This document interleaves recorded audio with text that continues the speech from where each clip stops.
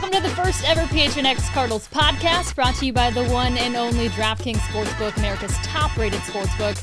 Be sure to download the app today using the code PHNX for a sign-up bonus. You're going to get $200 free bet after placing a $1 bet on any NFL game this weekend. I'm Chierstin Susel alongside my guys, Johnny Venerable, Frank Sanders. Yes, that Frank Sanders, former Cardinals wide receiver. So happy to have you guys with me. This is our fantastic team that we're debuting today for the Cardinals. And since it is our first show, we want to tell you a little bit about ourselves. So, Johnny, why don't you go first? Tell us a little about your background. Yeah, super fortunate to be here. Super excited to do this with the two of you. Johnny Venerable here, covering the Arizona Cardinals on the Cardinal beat. Been fortunate to cover the Cardinals for the better part of 6 years, both in media, written form, podcast. Going to be doing all that and more here on PHNX.com. Check it out. We got so much fun stuff packed in for this year. And Frank, you're not just a former athlete.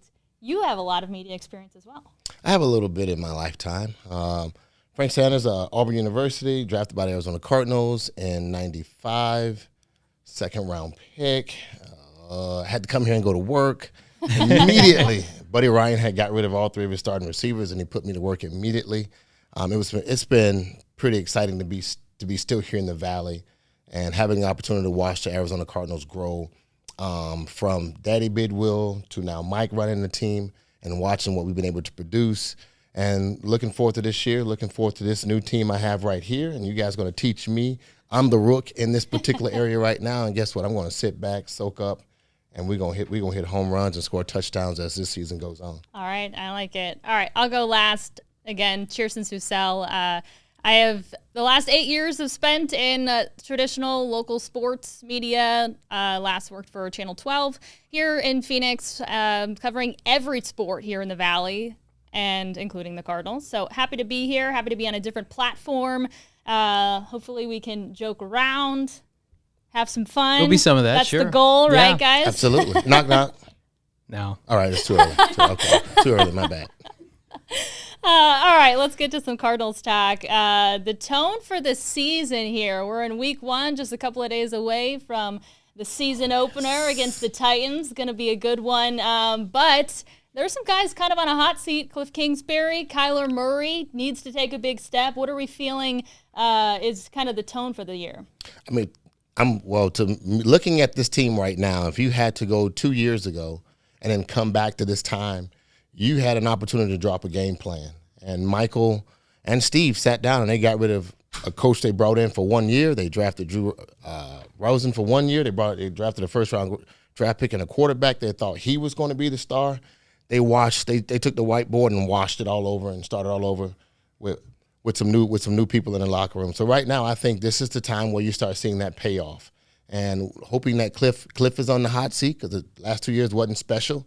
Kyler, being a rookie quarterback, had a pretty good first year. Then the second year struggles. Now he's in that third year. This is what we would consider the restricted free agency process as under contract wise right now. And of course he has a fourth year option, but also defensively. He just has to make some decisions. They went out and beefed up the defense and brought some players in. And just looking at where we are right now as a team, everyone has to answer the bell, and it's called right now. It's being rang right now. Yeah, I think the theme in camp this year and in the preseason was we've got all the pieces. Steve Keim has made some questionable moves in the past, but he added all the right pieces, especially offensively, which, all eyes are going to be on the offense, to where they should very well be a playoff team this year. Yeah, absolutely. They were 6th overall in total offense last year, 13th in total defense. On paper, both of those units should be firmly in the top 10 this year. But back to Frank's original point, this is the maturation process when you bring in Kyler Murray, when you hire Cliff Kingsbury. Year 3 should be that quintessential pop year. And if you didn't know how the season ended last year and somebody just showed you the record of, they had the first pick in the draft, and they hired this college coach, but he was competitive. They went 5-10-1. And then the next year they built on that. They went 8-8. A lot of people said, hey, Cliff Kingsbury's doing a great job. But you watch how this team finished, and for lack of a better term, wet the bed down the stretch last year after starting 6-3. And that's why there's heat on this team. And I think it coincides also with how brutal the division is. The fact that Cliff Kingsbury is very much the black sheep, along with 3 coaches in the NFC West that have all been to Super Bowls relatively recent. And I don't think Kyler Murray, in my opinion, is on any kind of hot seat. I think that if things go awry this year, he's going to be around long term. I think it's more so the person that's picking the players, that's Steve Keim, and then, of course, Cliff Kingsbury, who, I love, and I think that he's going to have a nice season.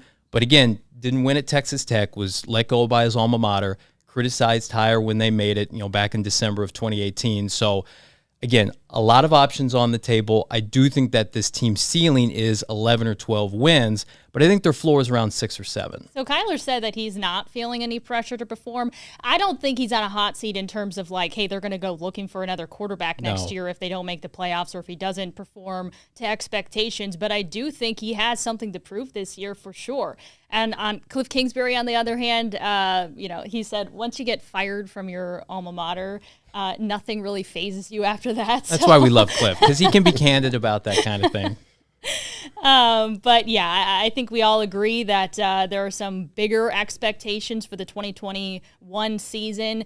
Storylines heading into their season opener. Last week, the news came out about Malcolm Butler retiring. We finally heard from Vance Joseph and got his take on the whole situation. He said that it was even a big surprise for him that he felt like Malcolm was a big part of what they were doing defensively. Yep. There were some rumors kind of that it had something to do with the way that he was performing. He just didn't have it anymore, and that went into the decision of him to walk away. Now, Vance Joseph doesn't necessarily want to air that, if that was true, all of that out. But he said, no, he was performing fine. It was a personal issue. Personal matters are more important than a game of football. And said they kind of left the door open for, I don't know, maybe he might come out of retirement. He didn't shut it down. I don't think that's going to happen. But that's what Vance Joseph said today. When you watch guys get to a certain stage in the game of football, they have to ask a couple of questions. And when you've reached certain levels of pinnacles that he's done with winning a Super Bowl, he's gotten some large checks. He's been considered and touted as one of the best cornerbacks or shutdown cornerbacks in the NFL. So he has a good recognition, and his name is good. At the end of the day, you want your name to be good, right? So when you get ready to walk off, we always want this moment where we say, well, good, hey, you might want to just shut it down because you don't want to look bad and turn around and give up 14 to 15 touchdowns as a cornerback or blow your hamstring or knee. All those things are hitting the table, Jay. So to me, I think you have to start looking at your family situation. You have to look at your financial situation and then your want situation. And if you don't want it, if your body starts telling you some crazy stuff, you don't want to work out, you don't want to train, you want to get up in the morning, you want that 5 o'clock, you don't want to eat eggs, raw eggs like Rocky, you don't want that moment, so then you have to start making decisions. You do that? Never. I want my eggs cooked and scrambled, please, hard. Thank you very much. Before I ever, I'm sorry, can't do it. That's what I was thinking when you said it. I just had to confirm. Jay. But I think that's a process, and I think many players go through that during that time. And camp is honestly for a lot of older players a deterrent because guys don't want that. They don't want to be in training camp. They want to get in the game. And sometimes when you have to go through the process, and guys have to make that decision. So I hope that he does have an opportunity, and they have left the door open. Maybe you might have something on that. Yeah, I think they are open to him returning. I think that's why they're not making any rash decisions. They haven't made any comments that would deter him from coming back. He's been not relatively quiet. He hasn't made a statement one way or the other. And I also think, from a Cardinal fan perspective, you let Patrick Peterson leave in free agency. He signs a modest deal, a 1-year contract that almost mirrors what Malcolm got. He got that from Minnesota. And so now you're sitting here 3 days before the opener. You don't have your default number 1 corner that you signed in free agency.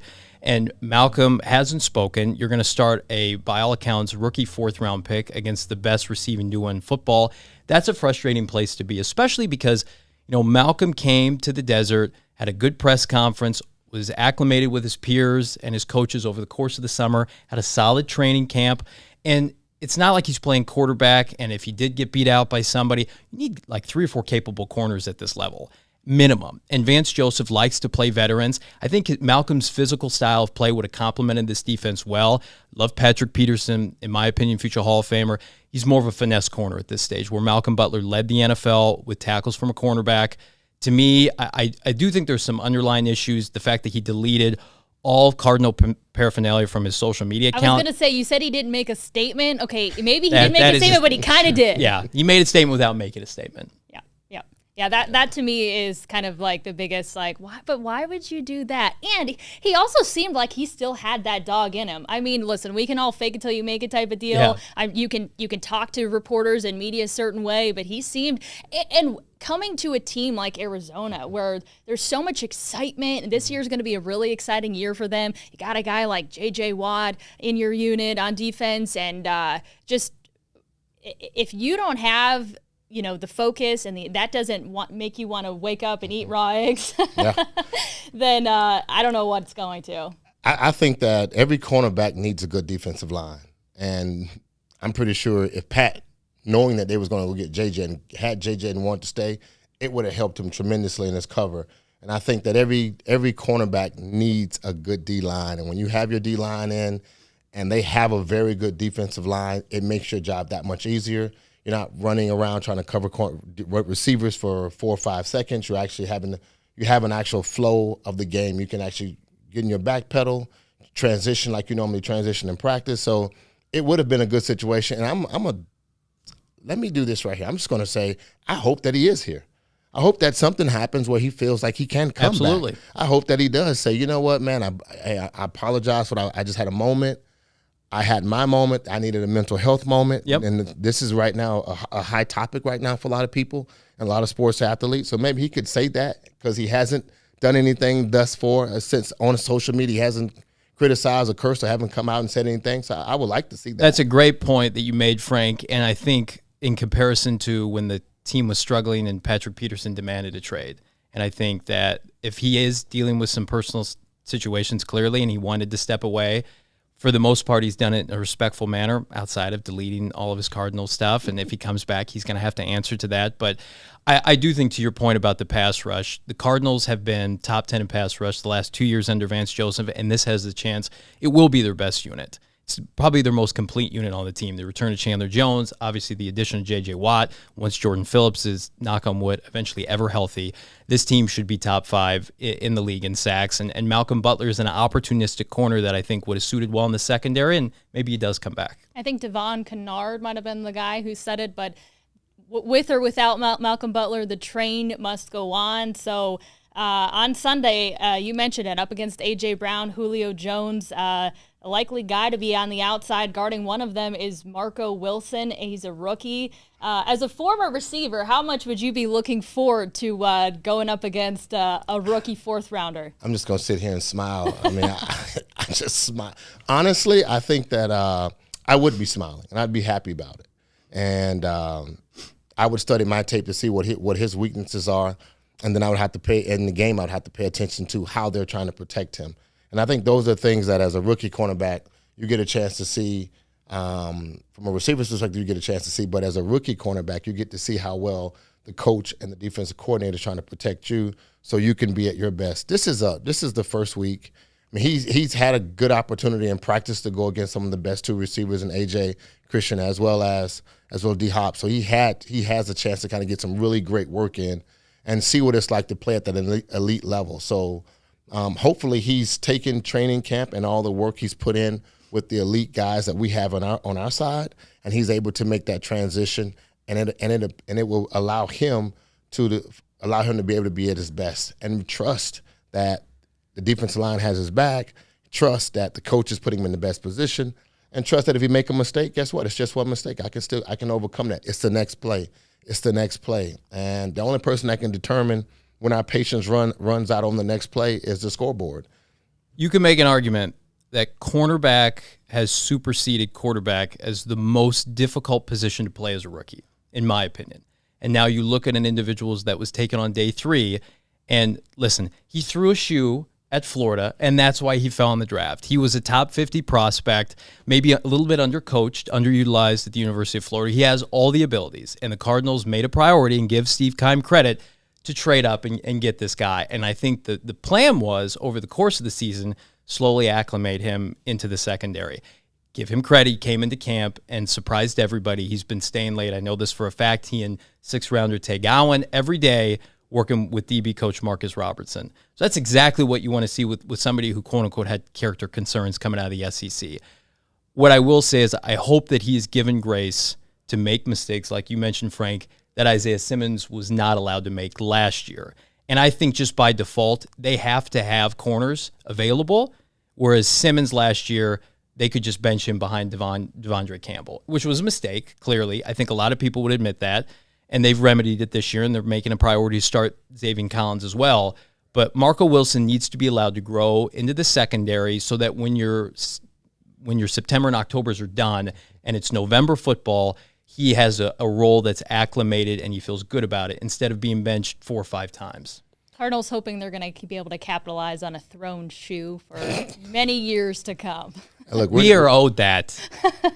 We're not – the Cardinals are not a team – if you look at our history, we're not a team that has problems with going to get guys that have had problems, because they understand if you have good leadership and you bring younger guys in that can play, then hopefully that leadership will transition into making you a top player. And I think that is something where they'll get a chance to see in the kid we brought in. All right, so I mentioned that Vance Joseph spoke to reporters today. Well, he also joked, with sports betting now legal, he wouldn't want to bet on any of the games because he has no idea who's going to win them. Even though he works 6 days a week on trying to ensure that the Cardinals are going to win, he has no idea whether it's his team or any other team. And I'm kind of with him on that. Either way, though, DraftKings Sportsbook, an official sports betting partner of the NFL, is live in Arizona with mobile sports betting, and it's just in time for football. DraftKings is giving all new customers a can't-miss offer to celebrate the return of the NFL season. If you bet $1 on any football game this weekend, you're going to get $200 in free bets instantly, no matter what. Again, DraftKings Sportsbook giving all new customers, yes, the money, $200 in free bets instantly when they bet at least $1 on any football game. DraftKings is safe, reliable, and secure, making it easy for you to deposit and withdraw your money at your convenience. I love Vance Joseph. Don't listen to Vance. I host a daily betting show. You do not need to be an expert to gamble. So I love Vance, but it's 5 minutes, Vance, on the app. You'll be fine. All right. That's because you have the app already. You know how easy it is to use, right? Because you used the code PHNX, and you received your $200 in free bets after placing the $1 bet, Johnny, right? Yes. The money's already gone, unfortunately. All right, bear with me here. I just have to say one more thing. 21 and over, Arizona only. Gambling problem, call 1-800-NEXT-STEP. Eligibility restrictions apply. Max $50 wager, one per customer. See DraftKings.com/sportsbook for details. We'll also take this moment here to tell you a little bit more about PHNX. We're going to make it more fun to be a sports fan in the Valley. There's no better way to do that than by becoming a member at gophnx.com. You're not only going to get access to all of our written content, but it gives you exclusive member-only deals on our merchandise. We have some awesome t-shirts up on our website already. Fans are loving the Coyotes one. If you haven't seen that yet, got to go check it out over at phnxlocker.com. Also going to get access to our members-only Discord. Johnny, you've been hanging on that all day long, where you're going to get away from all the hoopla of social media. Just talk sports with your fellow PHNX members, us. And then lastly, if you love what we're doing over here, help support us on the journey. Become a member of the fam today. You're either going to get a free t-shirt of your choice from the PHNX Locker Room or your first month for just 50 cents, depending on which option you choose. All right, we're done. Thoughts on the Cardinals non-captains, guys. Offensive side, DJ Humphries, Rodney Hudson, DeAndre Hopkins. Defensive side, J.J. Watt, Budda Baker, Chandler Jones, Dennis Gardeck, and Jordan Hicks, other than the fact that they named half the team a captain. I think they're trying to emphasize the point that, hey, we didn't have enough leadership last year. That's why we fell apart. Let's name half the team captains. That'll fix everything. Put everybody in a leadership role. Yeah. And there you go.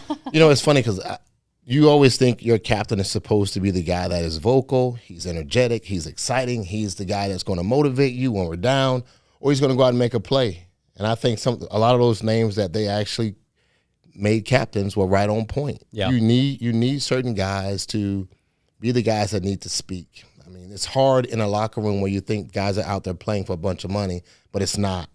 You need leadership. You need guys that take control of the game. You need guys that come and put a shoulder around you. And as a player, because this is not a game where it's competition, you're competing against somebody on the other side that has one intent, that's to whoop your butt.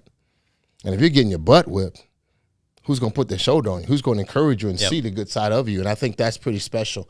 And I like the guys. I like the names they have. I like Dennis Gardeck. I think he is one of – I love him. I love his energy. I love his passion. I love what he brings to the table.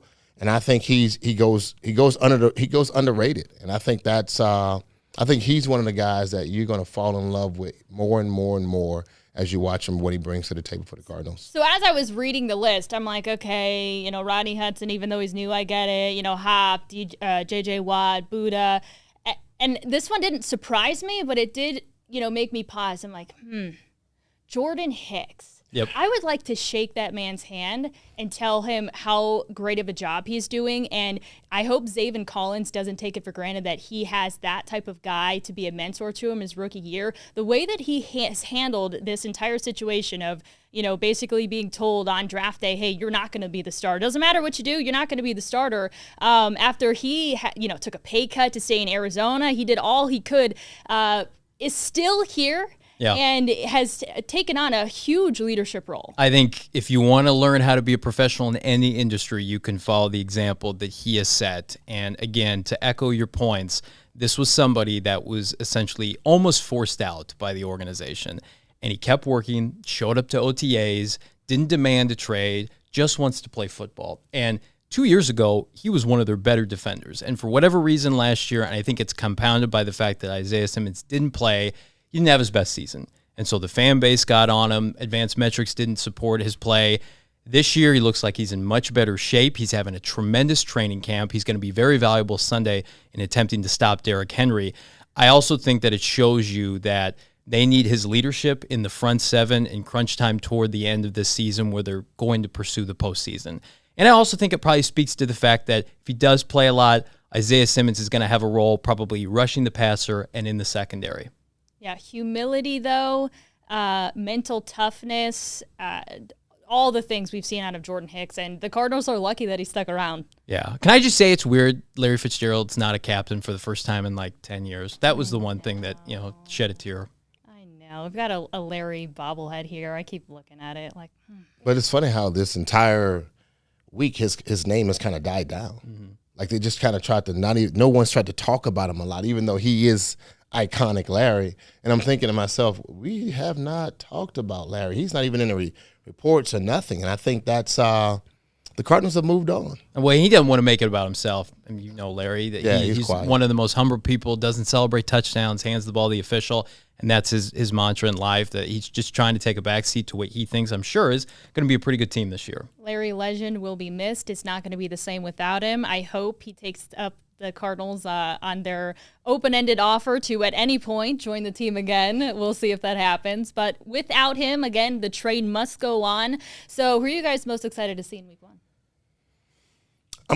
I'm Coach Joseph. I want to see our defense. I really do. I want to see our defense. I want to see our scheme on what we're bringing to the table and how we are, how we've advanced. And like you're talking about Jordan Hicks, we got name after name after name. I want to see Isaiah Simmons. What role will he really play? Yep. And everything on the defense right now side to me is something I really want to see produce. I want to see them stop teams because I know the division that we're playing in has gotten better.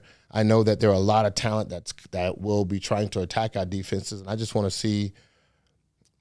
I want to see us stop teams. I want to see us slap the tight end and beat his butt. I want to see us stop running games. I want to see, can we stop Derrick Henry? I want to see this week. To me, our defense has to show up. JJ has to show up. Chandler has to show up.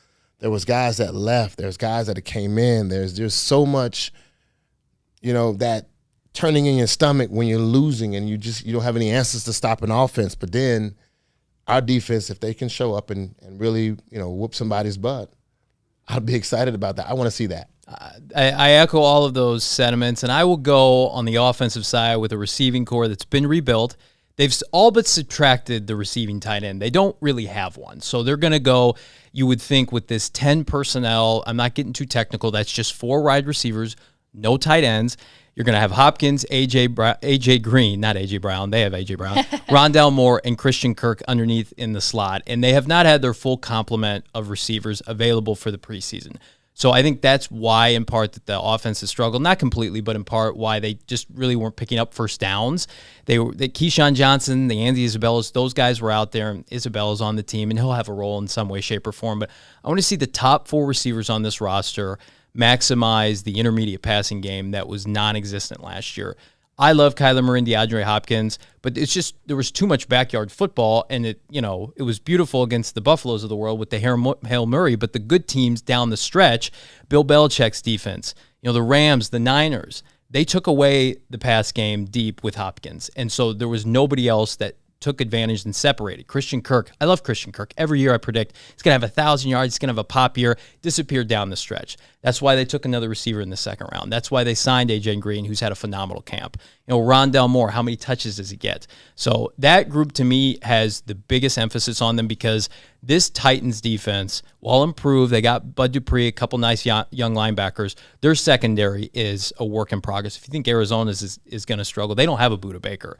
So I think there's going to be opportunities if they can pass protect to threaten them deep in the passing game. I'm still excited to see Kyler Murray and DeAndre Hopkins go at it, and I want to see how the addition of AJ Green might open up some more opportunities for them to connect. But I think first and foremost, I don't even know that you mentioned it. I want to see the Cardinals defense get after the dang quarterback. I want to see Chandler Jones and J.J. Watt get after Ryan Tannehill. And if I was Tannehill, I'd be like looking at this upcoming matchup and being like, ooh. You know what's going to be sweet about that? I'm glad Tanny got that new money.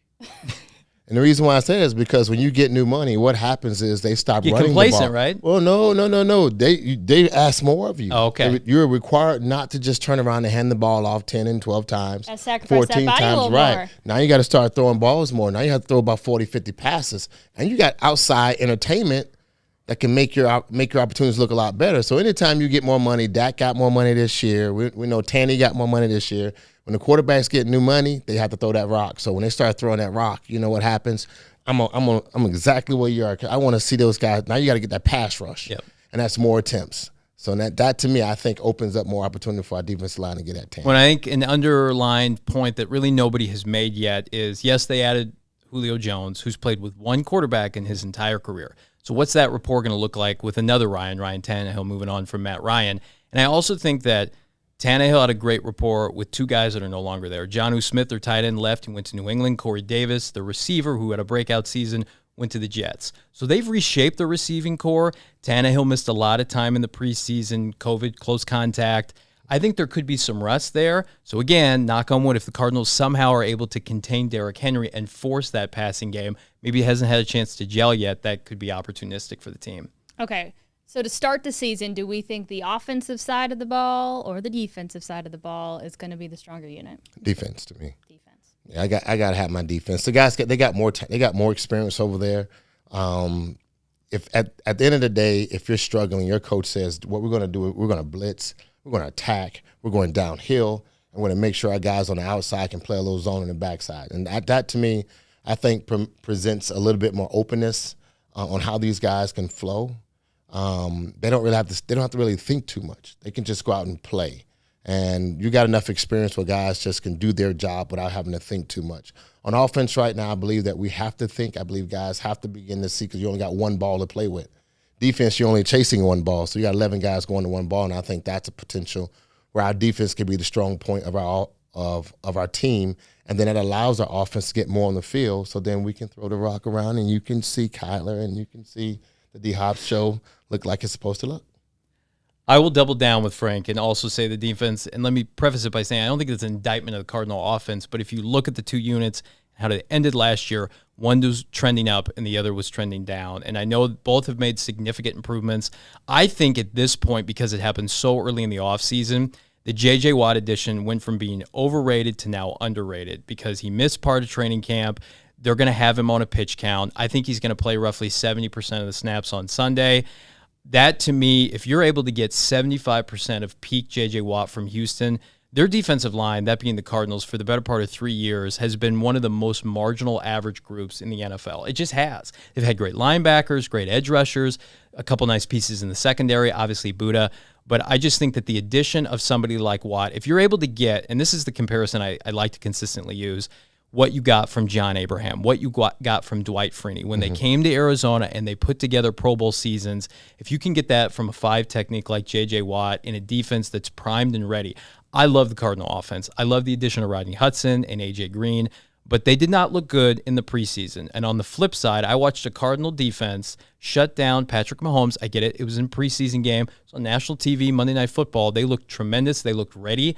And I do think they're going to have a great showing Sunday. I think both sides of the ball have greatly improved. So it's almost hard for me to say. But at this point, I kind of look at it in terms of who do I have more faith in? Vance Joseph or Cliff Kingsbury. Now, I know that Sean Kugler now has the title of run game coordinator, and there's some things that have changed. But I think Cliff Kingsbury very much has still a lot to prove, and I have a little more trust in Vance Joseph and what he's able to do than Cliff Kingsbury. Agreed. Look, Cliff does have a lot to prove. He has to prove that this offense works. He has to prove that he can take talent, coach it, mold it, and then also create a different version of what he thought was going to work from college to the pros. He has to evolve in himself. So in that position, I think he's in a great position because he has the talent and the pieces to do it. He's not trying to make something lemonade with no lemons and talking about something, just try this. No, he has all the lemons and he has some sugars and he has some good sugar packets to make this thing work. So I agree with you 100%. Cliff has a lot to prove. He really, really, really, really does. To me, to the fan base, but more importantly to himself, that he can do it in this NFL. And you said something. There's a lot of coaches in our division right now that have gone to the Super Bowl, that have tasted that sweet nectar, and he has not. And he is that little black sheep. So if he doesn't figure out how to go out and attack these other coaches and get better, how to evolve with how teams are trying to attack his offense, I agree with you 100%. He has so much to prove. The margin for error for Cliff Kingsbury is so small because the division is so loaded with personnel, both coaching and players, that games are decided by 1 or 2 possessions, and that's where Cliff is exposed, has been exposed. And he has to overcome that because it cost them the playoffs last year. 1 or 2 possessions here or there. Can he take that next step? I got faith in him. I think he can. I believe he will. I'm going to be an optimist in this Cardinals. I'm going to be an optimist here because, again, we're statistically drowned in stuff that says why we can't. The Tampa Bay Buccaneers are so great right now. There's so many other teams they're talking about are so great right now, and we haven't seen our pieces of our puzzles actually come together and present this beautiful picture that they're trying to tell us that we can be. And I'm with you, Jay. I think that, man, look, I'm a fan. I want us to win. I'm excited. I want us to be great. But at the end of the day, the guys got to go out and play, and we have those expectations that they will perform. Did you just give Johnny a nickname? Call me Jay. You can call me Johnny. JV, but he's not Jay Varsity. I'm not Varsity. He's Jay. But I'm JV to you, Frank. Absolutely. I treat it like a locker room. If I'm your JV, I'm in a good place, my man. It's a locker room to me. So no one has, like I'm saying, Tanny, and his real name is Tanny. If I can back up Frank Sanders, I feel pretty good about myself. All 5'6", yes. All 5'6". Speaking of Jay, J.J. Watt had quite possibly the quote of the day, joking that with sports betting now being legal, he feels like if he feels like he's going to have a sack in a game, he's going to run up, put some money on the line, and then come back down. Obviously, it was a joke. You can't do that. Not yet. But we can do that in-game bets now, right? DraftKings Sportsbook, an official sports betting partner of the NFL. Again, it's live in Arizona with mobile sports betting. All you got to do is download the DraftKings Sportsbook app now. Use the promo code PHNX to receive $200 in free bets after placing just a $1 bet on any game this weekend. All right, now time for a new segment. I guess every segment's new, right? It's the first episode. But a segment, Pass or Run. So the idea behind it, I'm going to lay out a statement or a prediction, and we're going to respond with a run, we're going to run with it, or pass, we're going to pass on that idea. We'll start with, will the Cardinals defense be able to keep Derrick Henry under 100 yards rushing? Frank? I'm going to go with the. I think so. I'm going to go. I believe so, and I think yes, because I think that will be their iconic thought process. This entire game is if we can stop him, then we can put pressure on the passing game, and if we can put pressure on the passing game, that means our pass rushers can get more at the quarterback because you have to prove that you're worth that money. And that's on the table. Ryan Tannehill, you still have to prove you're worth that money and that you're not just by proxy of having King Henry behind you and now you're looking like you're great. No, you have to prove that. So I believe that our defense can and will stop Derrick Henry under 100 yards. I've heard it said that Derrick Henry had over 2,000 all-purpose yards, but, don't shortchange the guy. He had over 2,000 yards rushing last year, so he averaged over 100 yards a game. It's going to be a really tall task to be able to do that. Yeah, I will go pass on. I don't think the Cardinals can. I don't think it's predicated for them to win, to hold him under 100 yards. It would be nice. I think the formula you want is, of course, what Green Bay did to Tennessee last year in that snow game. I think it was a Sunday night game. You start fast, right? You put points on the board early, so you take away the run game. You put up 14, consecutive points in the first quarter, and you make them feel a sense of urgency to throw the football, something they don't want to do on first and second down. So I have not seen enough positives with the Cardinal offense to be able to say they're going to start fast Sunday. If I had, I would feel better about it, but I feel like that they're going to line up in 12 personnel, that being Tennessee, and run the rock in the first quarter. I'm going to be a Debbie Downer like Johnny and say, is there a Johnny? Johnny Downer? Johnny jokes? Or no, nothing okay. good. All right, we're moving on. Those are terrible. And I'm going to say pass. Kyler Murray, he wants to run less and make more throws from the pocket. He's talked a lot about that. Save his legs, but are we still going to see some Murray magic? I'm running with it, without a doubt. You have to keep doing what you need to do to make the defenses respect what you bring to the table. You have two great receivers on the outside that have historical numbers in the NFL, and A.J. Green as well as D-Hop. You added 2 new pieces on the inside, so everything that the NFL has to do is to control your ability to run. And what makes you special is allowing yourself to get outside the pocket sometimes. Things break down. We haven't seen our offensive line completely yet, so we don't know what's going to happen. I'm running with it. I think he has so much more plays in him. I think he has some magic still to show us, and I am going to run with that. I'm agreeing back-to-back with Frank here, and I think it's part of the point he just made. The cohesiveness of the offense isn't yet gelling, and I think so many new pieces, which will mean a lot of new mistakes and inconsistencies, and he will be forced when the play breaks down to take off. We saw a little bit in the Kansas City preseason game. I don't think he wants to run as much, especially because the last 2 seasons, his first 2 seasons in the NFL, he hasn't finished them healthy. He's finished them, but he's gotten banged up. So he wants to run less, and he's not a Lamar Jackson type where he's able to put that pounding on his body week in and week out. I think it's you go to the well when you need to, and that's the ideal portion of it, and you'd be able to say, I'm going to drop back and complete 70% of my throws, have over 300 yards passing every week. That's who he wants to be. But this offense isn't there yet. Check back in October. And, fantasy enthusiasts out there, I apologize, but I do think it's better for the Cardinals over the course of the season to see his rushing attempts go down because that means the passing game is gelling. I agree, but I still think it's a part of what just makes him a special quarterback. So I still think we're going to see a little bit of that Murray magic. So it means I'm running with it. J.J. Watt gets his first sack as a Cardinal. First 2 sacks. Oh, wow. Oh. First 2. Nice. Maybe 3, without a doubt. Look, JJ's a beast. Don't shortchange him because he didn't finish with a injury and then we end up picking him up at the end of the day. Every tackle knows you got to come to work that day. And so JJ, just as long as he's not by himself and Coach Joseph is making guys and putting guys in position to throw some wrinkles in there with the quarterback, and you can't double team him, then he's still a beast. We haven't seen CJ Chandler Jones come back to work and what he's able to do, but we know he's a beast as well. So we're not going to shortchange ourselves. I think that is the complementary that we do want to see. So you got to decide who you're going to take away. You're going to take away CJ or you're going to go take away JJ. And in my conversation right now is I believe he'll give us between 2 and 3 sacks without a problem. Okay. Yeah, I promise it won't be like this every week. But, yeah, I'm going to agree with Frank again. This is a division JJ knows very well. 10 years in the AFC South, terrorizing this franchise as a member of the Houston Texans, now an Arizona Cardinal.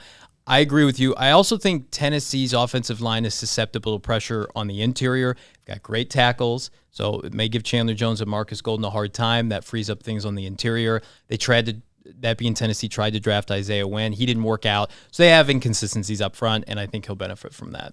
Frank convinced me to put my head down and charge forward, so I'm running with it.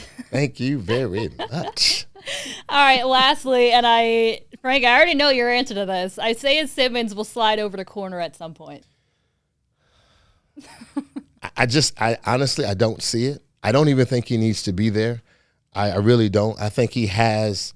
We have to go back and look at this here. When you drafted the kid, you thought he was going to be a linebacker. So what did you do? You told him he needs to put a little more weight on himself, and he needs to get stronger and bigger. He's not that agile guy he used to be. So then, and it doesn't work as a linebacker. Then you tell him, you know what?